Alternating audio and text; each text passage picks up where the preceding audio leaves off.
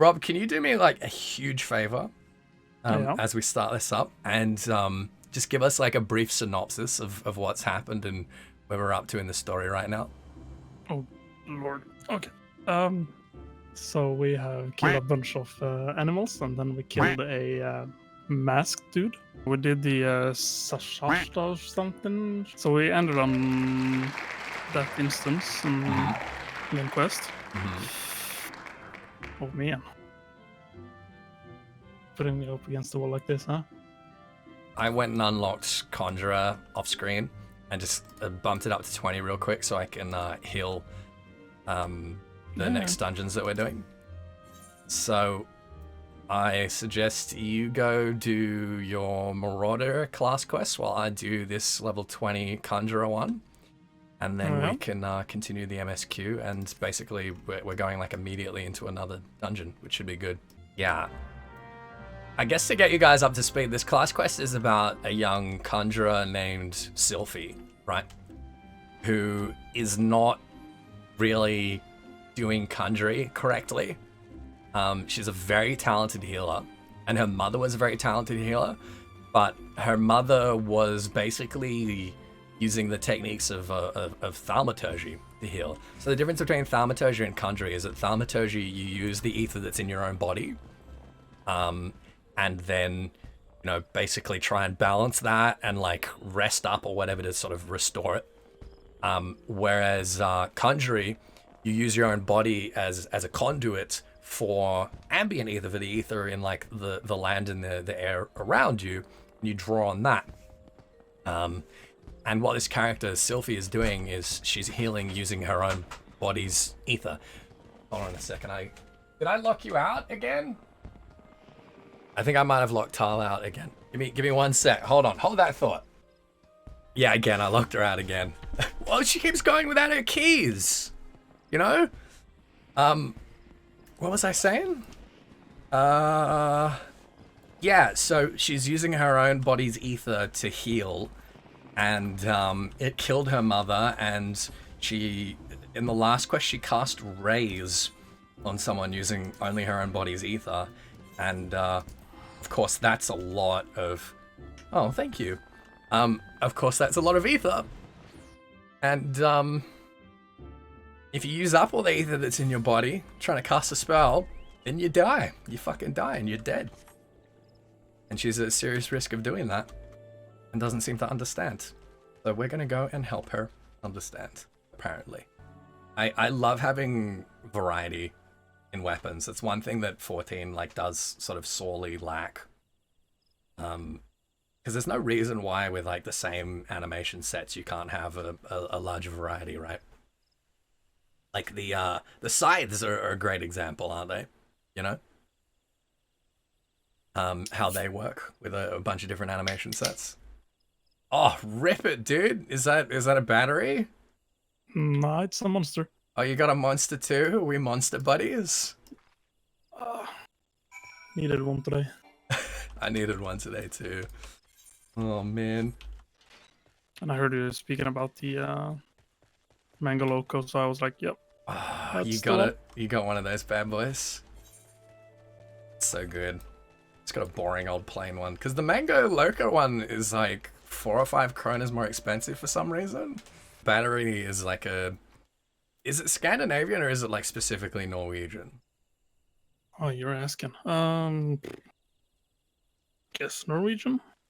I don't think you can get it in Sweden either. I didn't see it in Sweden. Yeah, it's a Norwegian energy drink, and it tastes like well, it tastes like battery acid. Actually, it's aptly named. Yeah, it's actually Finnish. Oh, it's Finnish. Oh, that explains it. Oh, it's owned by Carlsberg. Oh, I didn't know that. Well, it tastes like piss. I love the implication here that the locals believe this level 13 crab to be over 1,700 years old. It's definitely not. It's super not. If it was, it'd be an auspice, actually. So it's demonstrably not. Although, could you imagine if it is? If we're just killing an auspice here? It's just not feeling talkative. What level do you get mounts in now? It's not 14. it's not a level so much as it's like a point in the MSQ, but normally by level 20 we would have them. Okay, so I guess it has something to do with the instance and all that stuff we're going through. Yeah, we get to a point in the story where we basically have to decide which one of the Alliance grand companies to join, and we get like a chocobo as part of that commission. There were really, Jay, more than 1 million players online at the same time in 14 the other day. Holy shit. I mean, that's because of the massive expansion to the free trial. And with the massive expansion of the free trial, they've engaged like a lot of really big streamers and YouTubers I've seen have been picking it up as a result. So I'm not terribly surprised that there's like a huge influx at the moment.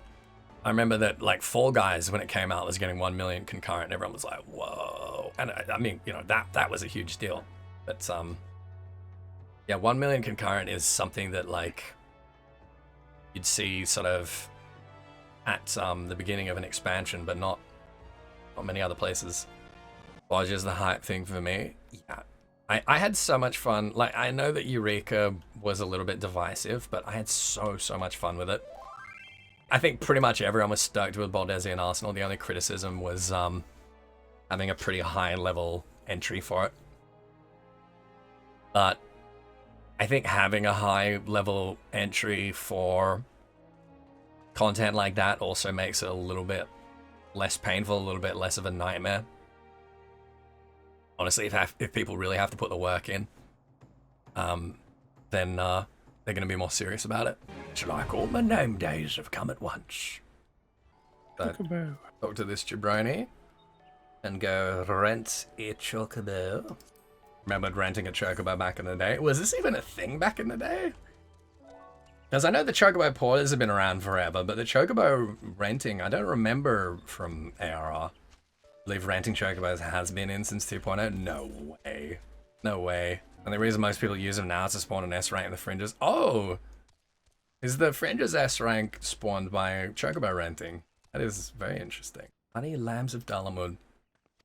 You know, Koji kept saying that we were going to see something from these jabronis again, and they did a full page entry on the Lambs of Dalamud in Encyclopedia Eorzea Volume 2.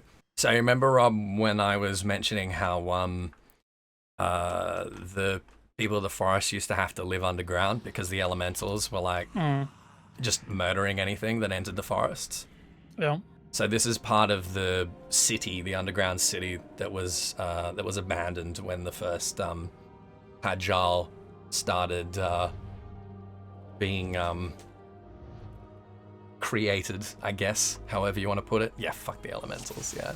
First time tank, please be patient. Scaldora.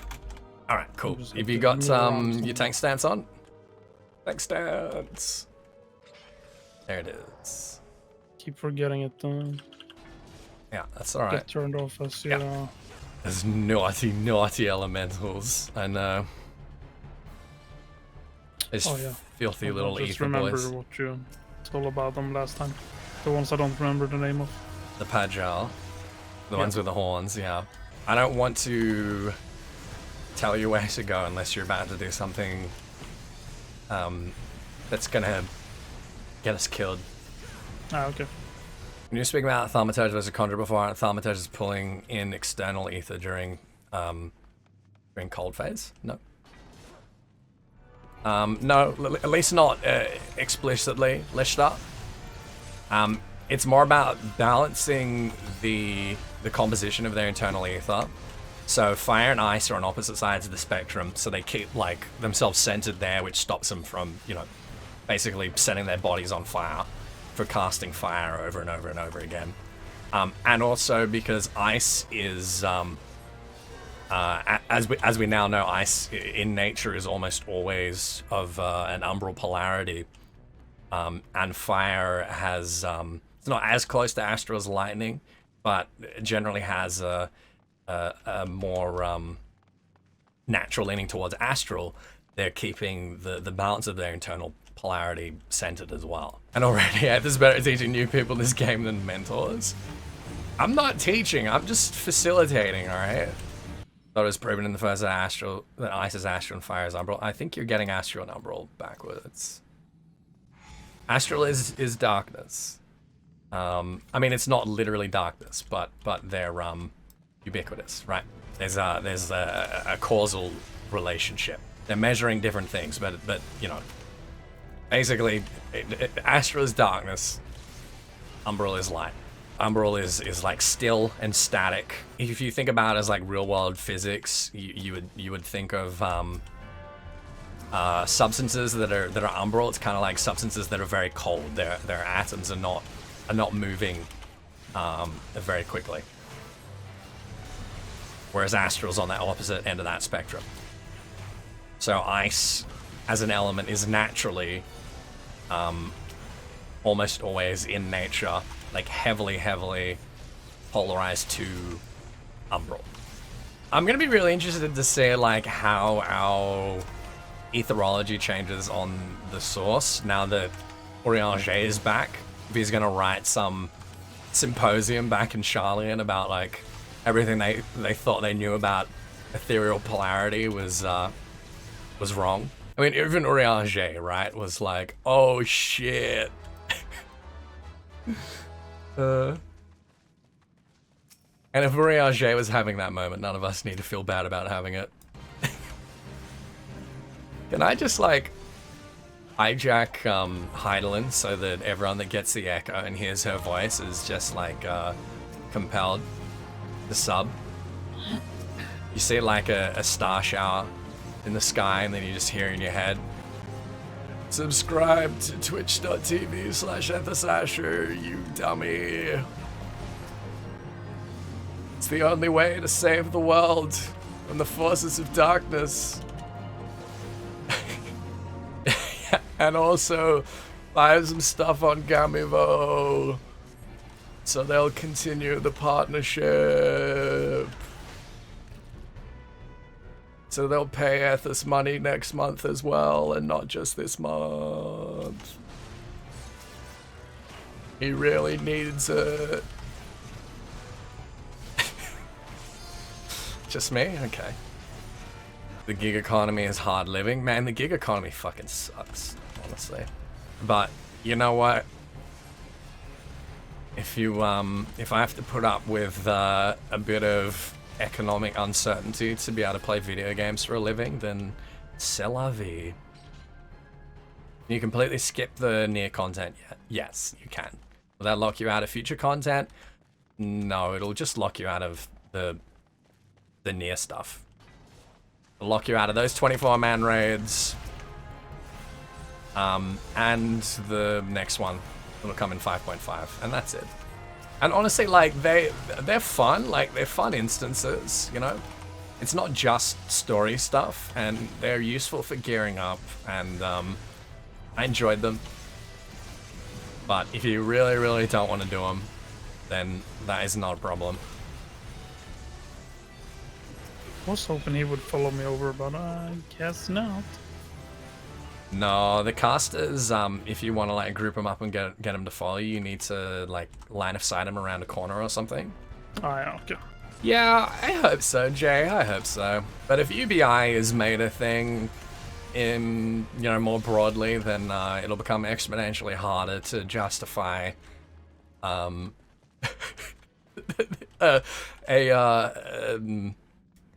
profession like mine, I think. Like, so what do you do to qualify for universal base income? Well, I play video games on the internet, and I chat to my friends that are watching.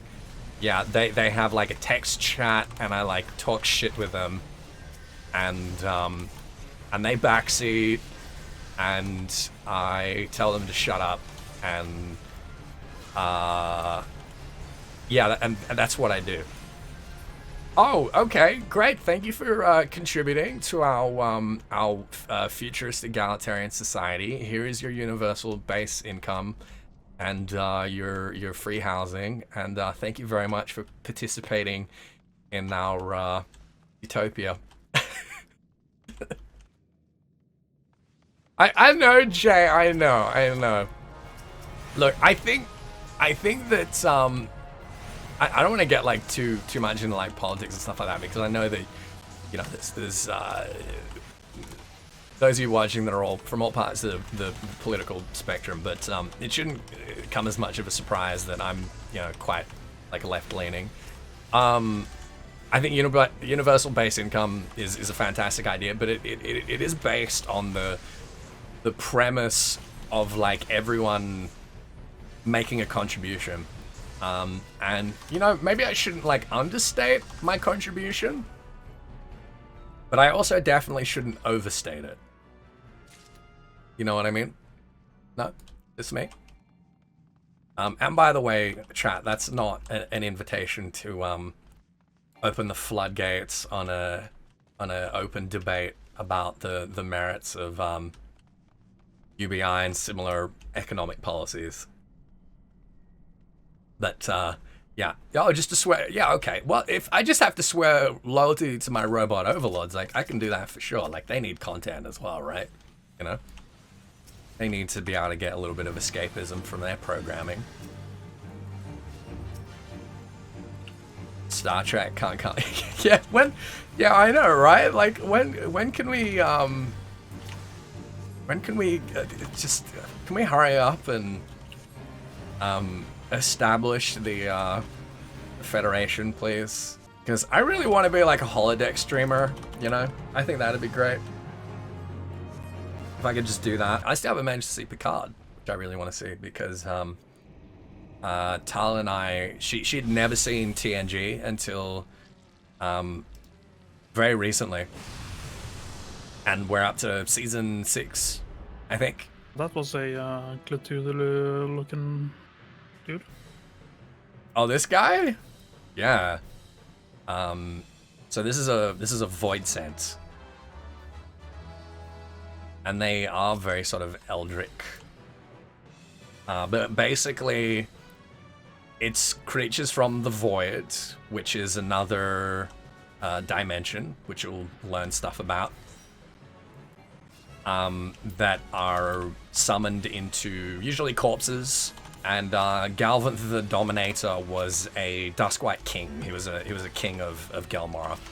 And they've basically used his corpse to summon this void scent because, you know, he was very powerful, and subsequently, you know, they can use him as a pretty powerful host. This guy that we're fighting is basically the equivalent of a WoW old god minion. Yeah, basically whatever we're fighting this expansion, actually. Yeah. Like the main boss on the last raid tier is in South, which is isn't that one of the old Mind gods? Corruptor kind of Cthulhu looking. Oh, okay, cool. So you're doing a lot of like void stuff. Yeah. Is what the Shadowlands are.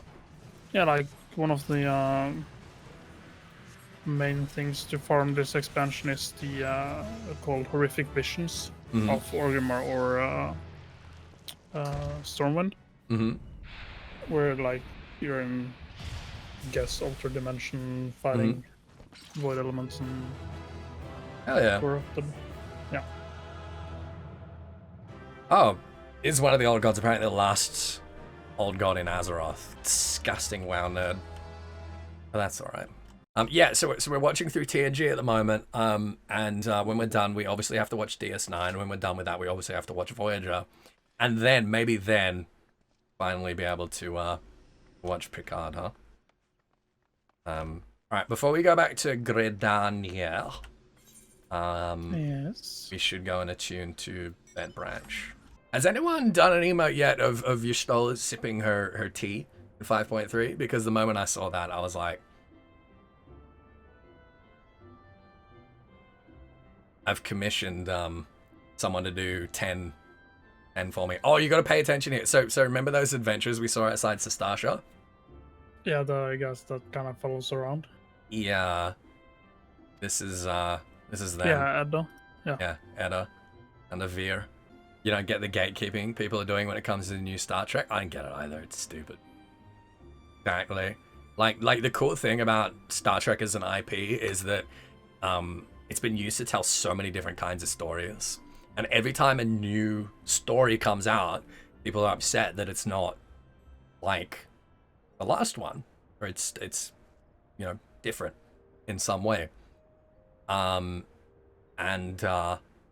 single time when TNG first came out, people fucking hated it. When DS9 came out, people hated it.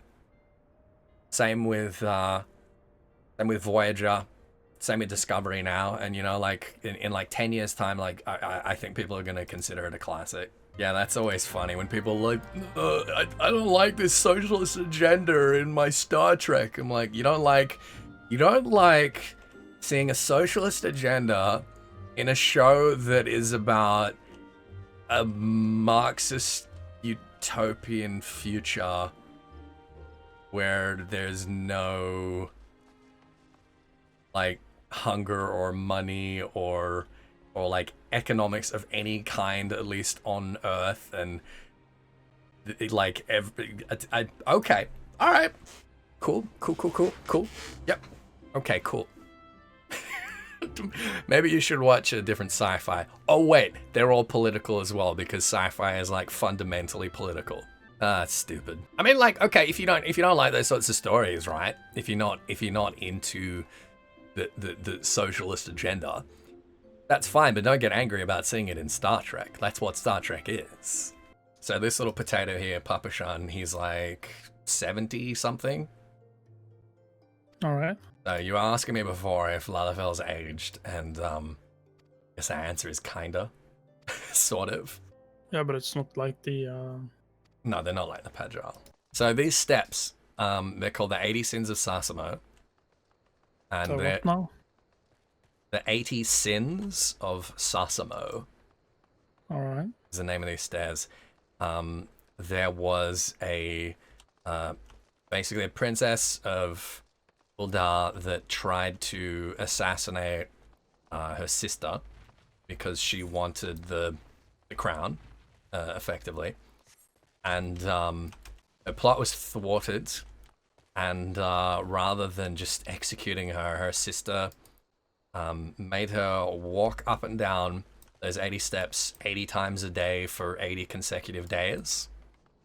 And apparently she died of exhaustion on like the last step of the last day. Oh man. Yeah, pretty rough. Can't wait to set up the rising painting in my house. Oh, it looks so good, doesn't it? Also, there's not 80 steps. There's only like 70 something. There is Have a you ticket. actually counted them? Yeah, I have. Yeah, I don't remember exactly how many there were, but it wasn't 80. So I imagine some of them have been like eroded or I don't know. Oh, hello Isildur and Alian. I love these two. These two are wonderful. Oh yeah, that's right. So Dolores Bear, that guy that was like, man, I want to be just like you. You guys are doing great. When we were talking to Beta Run before, you remember? Yeah. I Yeah. think so. Yeah, they're dead. Yeah, I'm talking to. Oh, you're talking Alien. Alien. Okay. I forgot that they died as well. Yeah, that's right, because they're in Palace of the Dead. That's where they showed up last, because I was like, these guys show up again somewhere. Oh, no. So for those of you who don't remember, Copperbell Mines, the Thorn dynasty was using slave labor of Hecaton Kires, which are a clan of giants. And they were using these special helmets that behaved kind of like Neuralinks to keep them under control. And they started failing, and the giants revolted, and so they collapsed the caves and sealed them in and made up some bullshit story about how they just like run out of all the ore in the mine and closed the mine and basically reopened it only recently and accidentally dug them out again. Yeah. And 300 years later, they're still in there. And they're not too happy. Bloody thorns. You know, I think it's really interesting how the Thorn dynasty was established after people learned about the Traitor's Spurn and how Sildir was really defeated. And they're like, oh, that's terrible. We're gonna, you know, go ahead and take the Sultanship off your hands because you guys suck. And then they're like, and now we're gonna hire some slaves to do our mining for us. Don't mind that. Okay, yeah, we're gonna dethrone you through virtue signaling. And then we're gonna enslave some giants to do our mining. And when they complain, we're gonna make up another conspiracy to make sure that nobody finds out what we did. Take and hold Agroforce. No. You gotta put your tank stance on. Oh, what was it? I don't know why, but it like automatically, whenever you enter a new instance, it just automatically turns itself off. Oh, anytime you level sync, it removes your buffs. Yeah, that's right, isn't it? Oh, okay. I still fuck it up like pretty much every time I'm tanking as well. I forget, like for the first pull. Oh, but coming from World of Warcraft where you have a static tank spec and DPS spec, etc. So it used to be that your tank stance would also like reduce the damage that you did. And it just increased enmity. And you had to like stance a lot. So what would happen at endgame is that you would... Oh, and it would also increase your HP. So at endgame, what you would do is you would like only have tank stance on, but just long enough to make sure that you had like a bit of a lead in enmity, and then you turn it off because, you know, you want to be like min-maxing DPS. And it was just not fun. So they were like, all right, we're just gonna like get rid of that and have it only generate enmity, and then just sort of like equalize the amount of DPS that the tanks are doing. When you're min-maxing, they don't do that much less DPS than a DPS job. And same with healer, like they're capable of like really strong DPS output. So at like high tier play, so the difference between a good tank and a great tank is like a good tank will, you know, like manage cooldowns correctly and position the boss and handle mechanics correctly, and a great one will do that whilst also doing like almost as much DPS as anyone else. And same with healing, whereas in WoW, I think healing at endgame is much more about like pure healing, isn't it? Depends which spec and which class, basically. There was definitely like a higher skill ceiling before for tanking and healing, but they're just a lot more fun now. White Mage Lilia change was amazing. Oh, it's so good, isn't it? It's so nice now. Like min-maxing for White Mage is like, how can I do this encounter without having to use a single GCD on healing, and only use my Lilias and off GCD abilities to heal. But then the problem is that you end up like a toxic White Mage that like as soon as someone takes some damage they're not supposed to, you're just like, well, fuck them, they're dead now. They're dead. They can use second wind or they can die. Blood for the Blood Lily, baby. What job or class could I pick as a Marauder? You become Warrior at level 30. 30? Yeah, level 30. When we get to Ishgard, you'll be able to unlock Dark Knight, which is a double-handed sword and like dark magics. Alright. And when we hit level 60, you'll be able to unlock Gunbreaker, which I think you will really enjoy. Yeah, guy stopped by and said Gunbreaker was the best tank, so... It is a lot of fun. I think you'll enjoy it the most because it plays like a DPS. Oh, it's fine. I've been transitioning over from DPS to tank in World of Warcraft lately as well. Yeah. So I've been mainly doing just a typical protection warrior with sword and shield. Fascist, taunt, charge. Oh, okay. So typical tank stuff. Yeah. So that's basically Paladin 14. Alright, so get aggro on it and just keep it in place. Where it is at right now, or just wherever. It doesn't do anything. Like this encounter is so stupid. Alright, so when I'm gonna hit this thing and a bomb's gonna appear, pull the bomb over to it, but don't kill the bomb. It'll whoop. you stood in it in the explosion, didn't you? Classic. no idea what you're talking about. Oh fuck, dude, that's beautiful. I moved my one of the panels, so I was looking for the yeah. All right, there's the blasting cap. Yeah, you're good. So provoke, it doesn't generate any enmity. It will put you on top of the enmity list. So like, if you've died and you provoke, you will have like as much aggro as the person who has currently got the most amount of aggro, but it won't give you any extra. So if you're already like on top of aggro, it's redundant. And if you use it to pull before anyone's got any aggro, it'll give you 0 aggro. So a lot of like, a common mistake that new tanks use is they'll open with provoke and then wonder why they immediately lose aggro, and it's because the provoke to open is redundant. So they did change it. It gives you a little bit, does it? You've used an OGCD pull between tomahawks and it's worked. Interesting. You get some additional after now. Okay. Alright. So apparently they have put like a little bit of aggro on it just recently, but principle's still the same. If something appears and you're between GCDs, then sure. Oh, we're just right over here, dude. So he's gonna said ignore ads or something.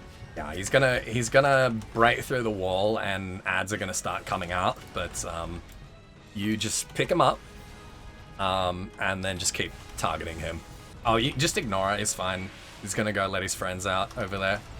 Oh, okay.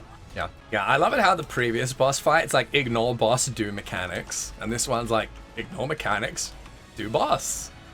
We're not giving you mixed messages. What are you talking about? Yeah, ARR mechanics are interesting. Fight design got much stronger. At least these guys are social distancing and wearing masks.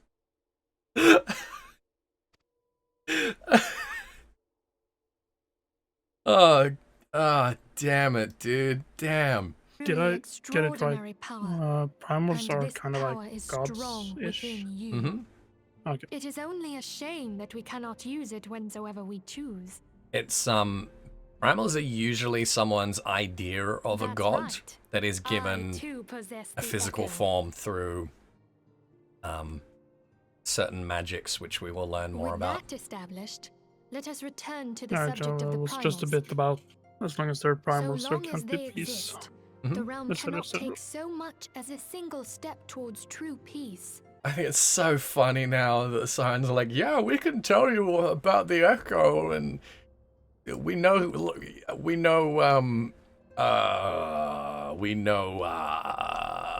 they didn't even know shit about Tupsamati, and they got it hanging up on the flippin' wall.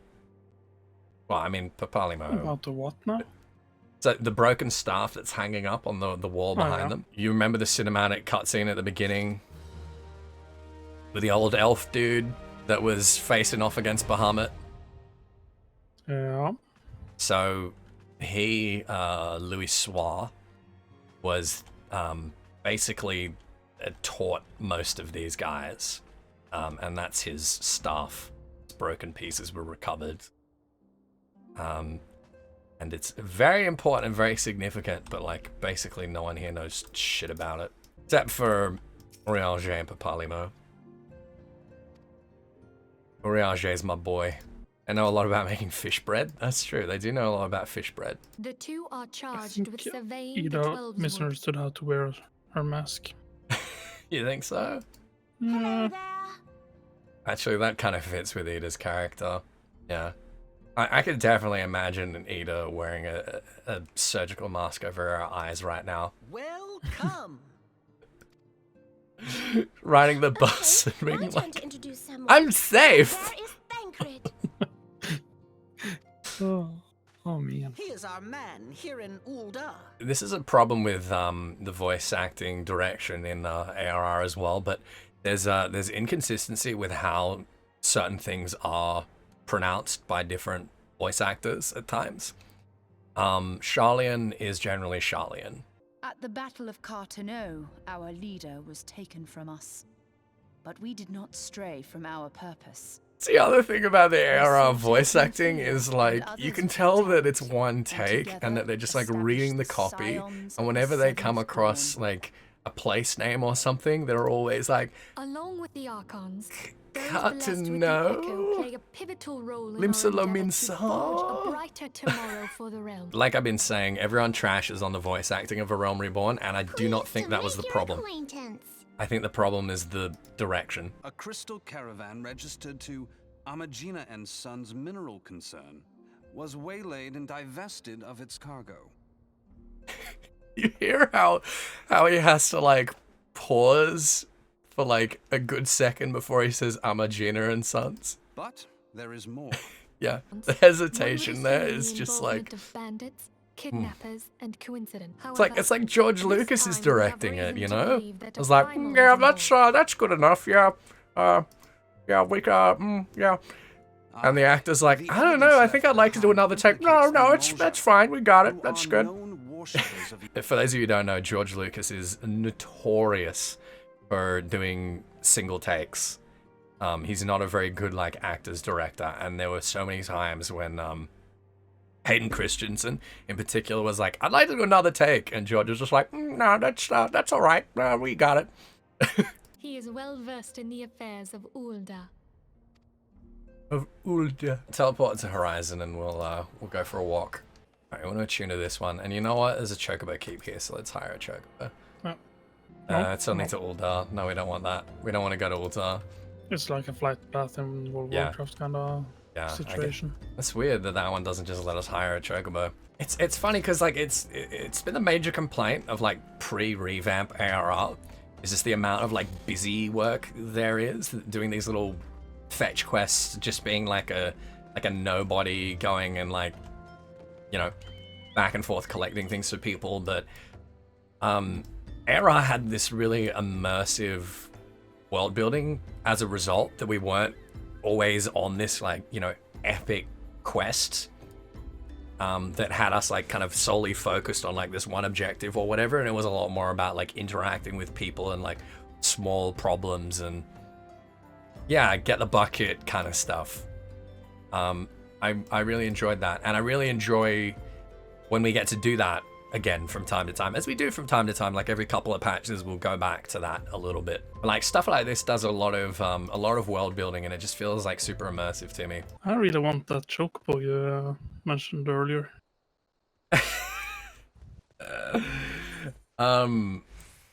Yeah, it's just after this arc that we're doing at the moment. Oh yeah, Tal, thanks for the reminder.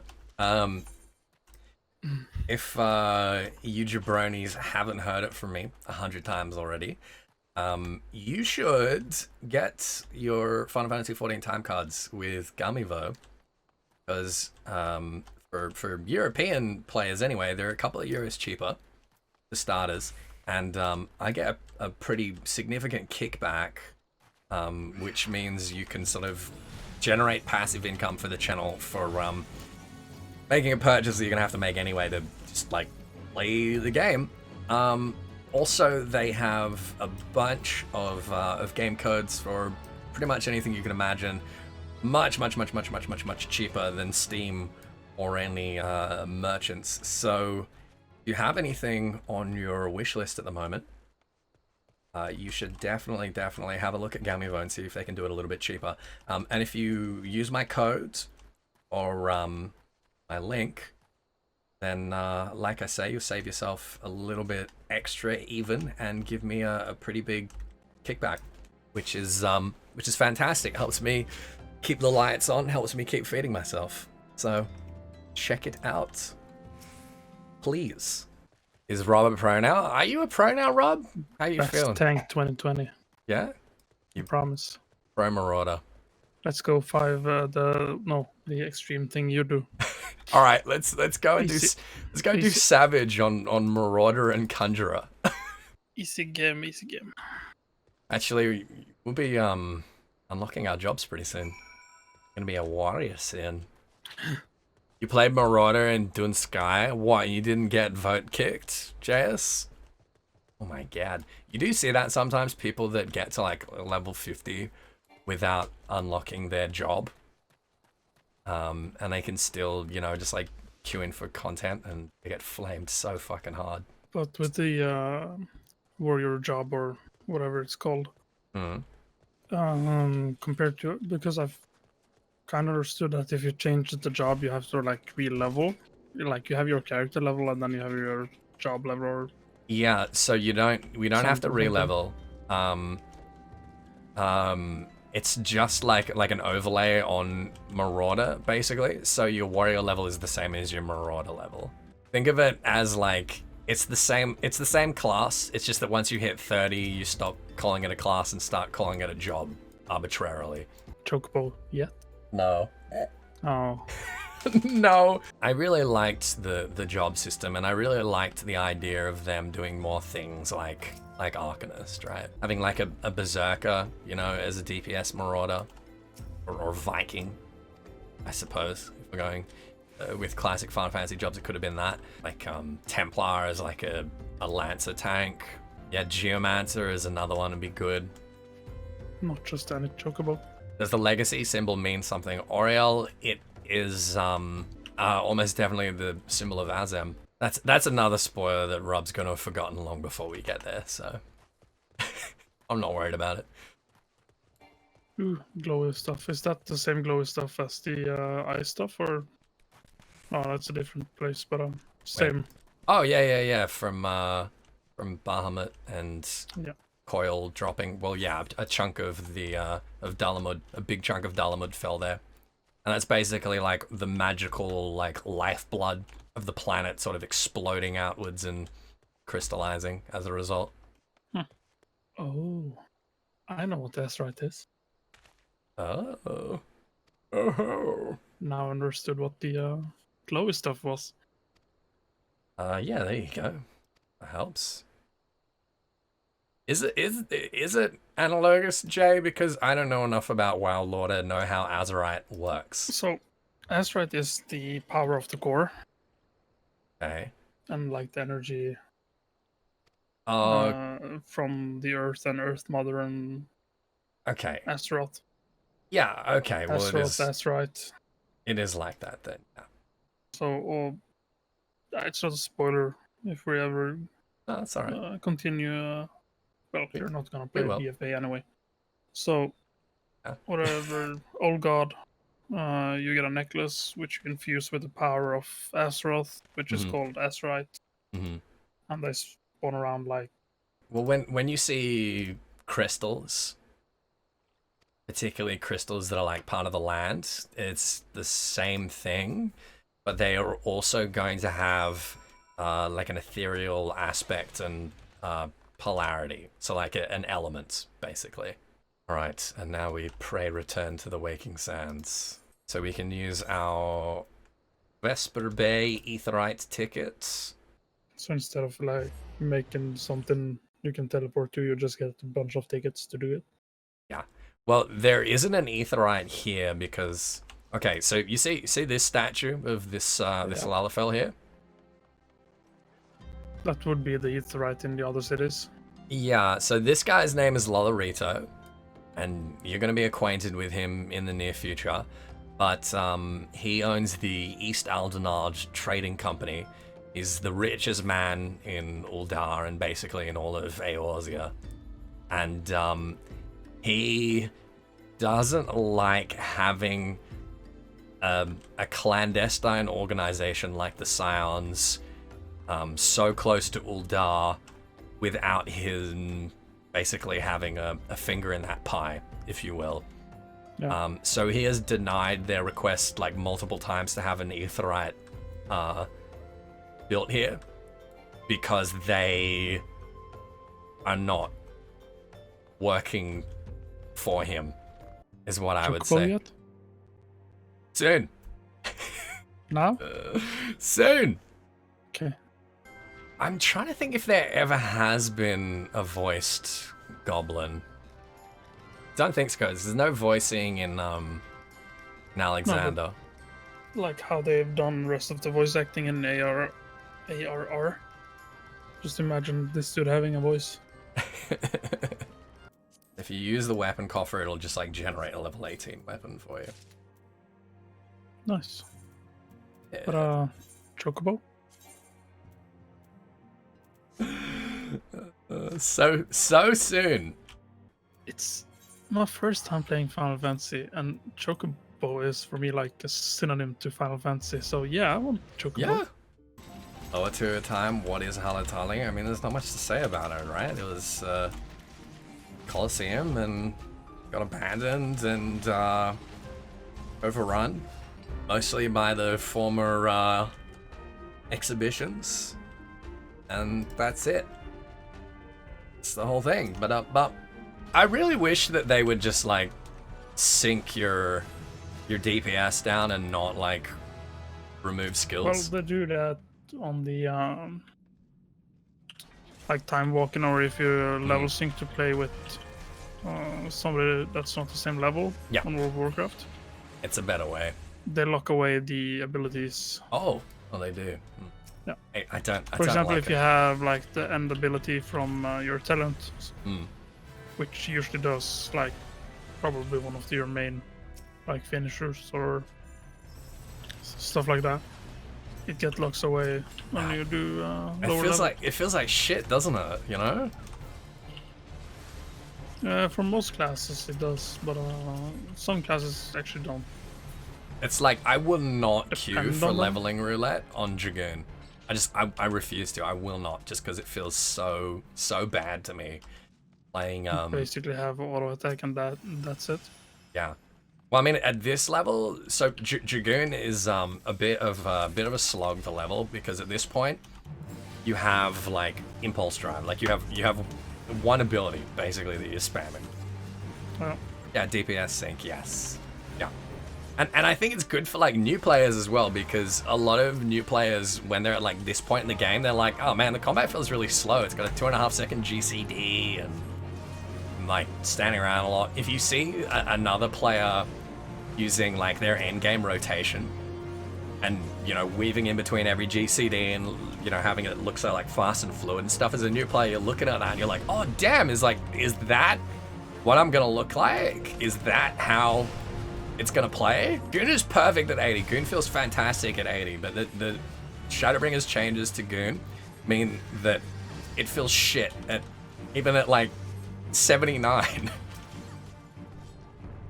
It was great at 80 and terrible everywhere else. When I'm synced, I'm either playing White Mage or Red Mage, generally. okay, what's Limit Break again? Limit Like, Break is something... I know it from like the previous games. Like, Yeah. So it's But an how does ability it that work in we this? share. The whole party shares the Limit Break gauge. all right. And basically it depends on your role. So for you, it's like a very strong defensive cooldown for the whole party. For me, it'll be a party-wide heal, or at tier 3, it'll be a party-wide insta-res. So I yeah. can either focus up by using, if I see we have a limit break and I use it and you're supposed to have it for healing, I will like use it. If And you you- use it, people will get very upset. Yeah. Because you almost always want to use the DPS one. The tank one, there are certain, like at endgame, there are certain like boss abilities that you have to use it to survive. Yeah. And in prog, the healer one is fantastic because you can be like one person alive and about to have a party wipe, and then the healer LB3 just gets everyone back up and, you know, saves the day. So for ranged DPS, it'll do like an AoE, like a big AoE DPS, and for melee, it's a super powered like single target DPS limit break. And they're really fun. Like they're very sort of spectacular. Just give me a quick second. I'm just gonna find Yeah. some stuff for Aurora. Yeah, that's okay. You might have some Norfolk questions for me, please. Yeah. Yeah, hit me with some Norfolk question. I mean, I can tell you that the Gelmarans also revered Norfolk, and that the Amdapori almost certainly did as well, and that the Gridanians basically, you know, inherited their reverence of Norfolk historically through that. The Gridanians believe that the elementals of the 12's Wood are produced by the essence of Norfolk, that they're like discrete sort of avatars of Norfolk. So that in revering and worshipping the elementals, they also, in extension, revere Norfolk, even though you don't hear them talk so much about Norfolk like directly. How long did it take me to grow my hair at this point? Like 2 years? 2 years, yeah. I had my hair was basically like shaved 2 years ago, and I started growing it out on top, and I was shaving the sides a lot. I was doing that for 6 months, and then I just, yeah, like nearly 18 months ago, I just let it grow out from there. Basically, I can't see in the end of heavens what I've thought. And looks up and says, what are you, as context. I really do not think, like, I think that is retroactively significant. Like, I really, really, really very strongly doubt. I mean, the thing is, when they made that scene and people were talking about it, right? There was an interview with Yoshida where he was like, "Don't read into that. That is a cinematic technique, like a common Japanese cinematic technique," which it is. I really don't think that that the revelations about our character were planned that far ahead. But you're right that it is really interesting that, like, even if it wasn't intended, it is definitely now a foreshadowing. I suspect that after people like grabbed onto it, they were probably like, "Oh, we should like echo this. We should parallel this." As of course Elidibus does, you know. Like, oh, people are really grabbing onto this moment. We should give them this moment. We should let this moment become something significant. You know what I mean? Which is really a good way to do this kind of storytelling, I think, you know? Are we gonna capture a chocobo? Yeah, that's it, yeah. Okay. Yeah, we've got a whole armada here, a whole battalion to capture a chocobo for us. That's right. Wanna be primal? Yeah. This is our first primal. Oh, it's an actual primal. Mm-hmm.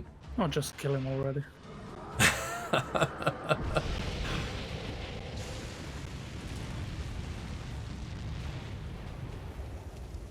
He had no problem giving us to the primal, so... Yeah, alright. So now they've been tempered and didn't work on us. Is that because of the echo or whatever? Oh. We have to get our chocobo. Very close to it, I promise. Chocobo? Yeah, so soon. So soon. Well, as soon as I get my chocobo, I'm happy. Like, I don't care for the rest of the game. I just want my chocobo. You're out. Yeah, no, I'm not out. I'm just... chocobo. You know? Here we go. We get the Etherology 101, don't we? Thought you said we were gonna get chocobos now. Why you lying? Plot twist. I will never get a chocobo. Which grand company do you think we should join, Rob? What's my options? Basically, Gridania, Limsa, Laminter, or Uldar. Does it have anything to say with the story and progression? Sometimes, like, when you're interacting with key NPCs from the city, they will, like, refer to you as your rank, and they will, like, be a little bit more familiar with you at times. Which city are we gonna be in the most throughout the playthrough? Throughout the story, story is definitely more like fixated on Uldar than the other two for most Take part. Uldar. I speak of Uldar! Jumbo. My clothes. We are At the so Flame close. General's back flies the Grand Company's standard. And I just learned about the Note the autoplay for the sigil. cutscenes. The golden scales of order balance the Ah, jewel of prosperity good. with the flame of might. Long live Nanamo! For victory and fortune. Okay, Elmo. Well, I mean, that's what Lalafels sound like. Fancy meeting you again.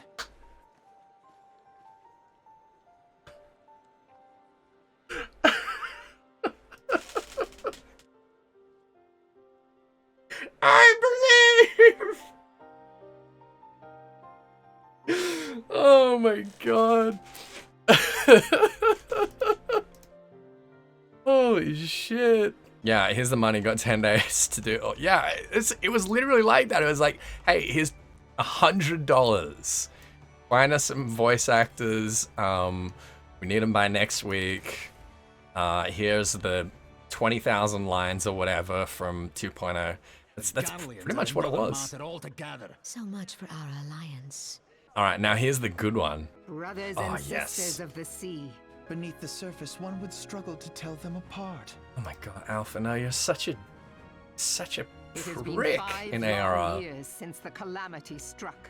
5 long Like, years he's of literally a tireless trust fund rebuilding. baby who has just graduated and is like, oh, Yet look at all these still the wounds savages. of the Ugh." calamity I from love the it minds how of after these Ogurus, cutscenes, even his import sister's kobolds like, push all right, ever I'm gonna south, fuck off for a while. despoiling our lands as they go.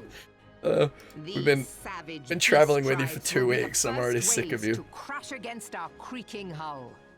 Yeah, the Nimians did face that calamity. Yeah, the Maelstrom is named after Operation Maelstrom, which was Nim's attempt to basically safeguard Vilbrand, and it didn't go so well for him. Blinksox, jeg forstår lidt norsk. Do the pudding! Yeah, I can say du er en pudding. I understand enough that I can get through like my day-to-day interactions, but I can't really hold a conversation. No, but you're at the point where you can understand the most when we're visiting, though. I wouldn't say most. I'd say maybe like 20%. Yeah, we're gonna get this dude his chocobo. Chocobo! As soon as you've gone and listened to Merweb's lecture. I mean, no language is easy to learn, but like Norsk has a lot in common with English. And its grammar is strange to an English speaker, but its grammar is also identical to Middle English. So if you've studied any, like, you know, Chaucer, for instance, then it's going to be like reasonably intuitive. Have you decided which one you want to join after hearing Merweb? Kind of like Limsa, Kind of like Limsa. I love Limsa. at You least wanna- compared to. It's like Oh, thank either you, my between love. Giordani and Limsa, but I think Limsa, Okay. to be Alright. honest. Yeah, we can do Limsa. It's cool. What are you It's, What are you doing? it's What are you doing? So, all right. I'm gonna call Tal out here real quick. The other day, she came in and gave me a kiss on the cheek, and someone clipped it, and she was like just so like stoked that someone clipped it that now she's taking any excuse Because she thinks that you guys are just so fucking horny for seeing her face on stream. Ow.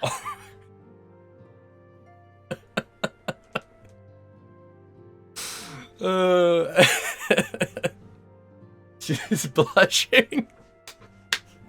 She's blushing so much. Oh man. Sounds vaguely exhibitionist. Listen, if you do not think that Tal is an exhibitionist, then you haven't seen her Twitter, her Instagram, her OnlyFans, whatever makes her happy. whatever floats her goat. The platform is getting sued for tax evasion. Yes, it is getting sued for tax evasion. This is very concerning. A lot of creators there have been getting blocked from getting their payouts as a result. So yeah, I would be recommending people to jump that ship. Brother, are you certain this course is best? That's so weird here. Whatever do you mean? Alize's voice is so different. The so-called Like, more so than any other remembrance NPC. were little more than standard waving rallies. See, as a twin myself, like, it wigs me out so much the way that twins are represented in media. I suppose As having must the have same hair, the forgotten same heroes who clothes, spared just like, Eorzea a fate worse than the calamity? not having like distinct identities is like, I'm sure some of you in chat are probably twins as well, and you guys would understand this. Like, it's such a growing up as a twin is such a battle against that. I mean, I'm not even an identical twin. I'm a fraternal twin, but So we're going for Maelstrom, sorry. yeah, if you want to go Limsa, we're going Maelstrom. Look, here you go. Yeah. Falls to the Limsa. silence of the seventh. Old photo, but there's me and my brother. Remembrance. Actually, he looks more like I do now. If our world is to heal, we must put the It was like horrors of the calamity 20 behind us. 2016, 2017, something like that. I stole his hair. That's right. Yeah, we actually look a lot more like twins now than we did then. And I need to find it. Nation is the same. In Smug time, little I dare bitch. say we will see eye to eye. You smug little I bitch. should hope so. My lady, we are to escort you. I forgot about that. We share the burden of this fate, dear sister. Oh man, I totally forgot about that. Elezen live about 20 years longer than the other spoken races, and they have an extended adolescence. So Alphino and Alize, basically they'll look like teenagers until they're like well into their 20s.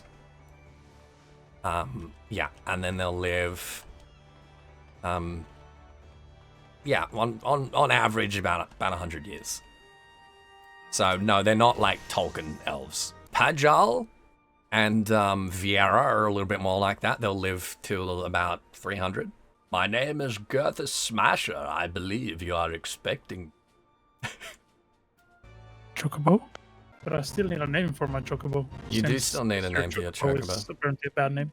I mean, Mr. Chocobo is fine if that's what you really want. Like, I'm not gonna piss on your chips. You already did. I already did? Oh, sorry. Let me just sponge that up for you. Dry them off for you. You are gonna have your Chocobo in like 10 minutes. Yes. Yes. Ah, you must be Smasher. I can tell by your girth. Rob, how would you feel if I told you that you could recolor your Chocobo? This is basically the If it could be like any color you wanted. oh man. But a Chocobo is a Chocobo, so Yeah. Well, yeah. Chocobos are yellowish, so but then again, name, color. This is character creation all over again. Oh, we need to go back to the Waiting Sands first. Oh my god. Alright. Chocobo! Yeah, and then we go back to the Waiting Sands. And we hand in this quest, which will give us 300 company seals. And then come back to Limsa, get our chocobo. When do you guys think we're gonna see the Wedge Tataru thing play out? Back to Limsa. Present the Storm Chocobo issuance. Yeah, we need to go back to the Aft Castle to the Maelstrom headquarters. And we buy a chocobo issuance from the quartermaster. And then it was the name. So we're stuck here for another hour. Okay, we're stuck here for another hour until you can come up with a fucking name. Jeez. Thoughts on a pseudo 1.0 remake? Listen, I wish that they would just like officially endorse one of the private 1.0 servers rather than spending money on doing like a WoW classic type of thing, because I think that's wasteful. What was the deal? You get like a For the time cards, what's the deal? yeah. Basically, like it's a 1-to-1 ROI. So if you guys go and buy, I mean, it's like a couple of euros cheaper than doing it on the Mog Station or through the Square Enix store. But I think it's like what is it? It's like 22, 24 euros for 60 days. I basically get that much as a result. Like you're basically paying me for your time cards, which is pretty sweet deal. With Gummibo. That is if you use the link and subsequently the code. I know. So check it out if you guys need any time or time cards and want to save a couple of euro from your recurring subscription. Nice like setup there for me, Rob. You're welcome. You just like handed me the ball there and he's like, all right, there you go. Take a shot. It's just been a while since. There is NA, yeah, there is NA. Zuzu, the EU ones are cheaper. The NA ones are not cheaper, but it's still very, very, very helpful to me. Their user interface leaves something to be desired. And when they approached me with the sponsorship offer, I spent several days going through all of the fine print, all of their like verification process and their terms of service and like reviews and stuff like that. And they are like way more secure than like any other CD key seller or game code seller that I have encountered. So yeah, I've got confidence in them. I would never ever accept sponsorship or like put anything in front of you guys that I didn't think was like 100% legit. But yeah, like I understand like that trepidation. I'm always like that with CD key sellers and game code sellers. I'm always like, what's its name? Can you see his name, by the way? No, not unless he's a companion. What's his name? Snow Song. Snow Song. Yeah. Oh yeah, okay. Oh hey, hang on, let me show you my chocobo. Alright, you ready? You like it? Yeah. What's its name? Its name's I was about to say something filthy. I was about to say something so fucking filthy. No, so I just got an idea, and since I'm a World of WoW refugee, so much restraint. Yeah. Snow Song is back in Warcraft 3, and basically every lore from World of Warcraft thralls Direwolf, his companion. Nice. So in honor of my World of WoW days, my first chocobo is named Snow Song. Oh, that's nice. I like that. So I was about to say it's called Pussy Magnet, but then I was disgusted at myself for thinking of that, so I didn't. And then of course I did, and now I'm even more disgusted at myself. So I think that's where I'm gonna wrap it up for tonight. World of WoW. Thank you, yeah, good thing I didn't say that, huh? It was a good thing that I didn't. Thank you everyone so much for watching. I really appreciate it. I got a chocobo, so yeah, this so has been a good day. That's all you need. Do please give Rob a follow on Twitch. Rob streams a lot of World of WoW and, you know, this as well, obviously. That wasn't obvious. Does Rob lore? Rob will be loring. He's going to get there. Rob lores a bit in WoW. You're pretty, like, up to speed on WoW lore, aren't you? Most, but I'm also catching up on a lot of like old content at the time being, since we're waiting for a pre-patch. All right, hell yeah. And I guess we're gonna do more lore as soon as we start leveling with you again. So basically, the same deal we're doing now, but back in my universe. Yeah, we're going to be doing this kind of stuff, but in Azeroth pretty soon. All right, thank you all, everyone. Be good. See you soon. Thank you for the support. Love you all. Bye. Bye, bye, bye, bye, bye, bye, bye.